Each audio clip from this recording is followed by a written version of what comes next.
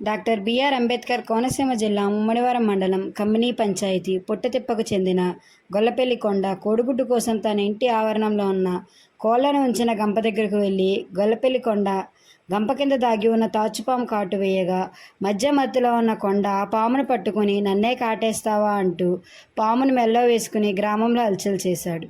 దీనితో భయభ్రాంతులకు గురైన స్థానికులు పామును వదిలేయమని కొండను గ్రామస్తులు హెచ్చరించినా ఆ హెచ్చరిక లెక్క చేయకుండా పామును మీపై వదులుతానంటూ గ్రామస్తులను భయపెట్టాడు. ఈ క్రమంలో మరొకసారి కొండను పాము కాటేసింది.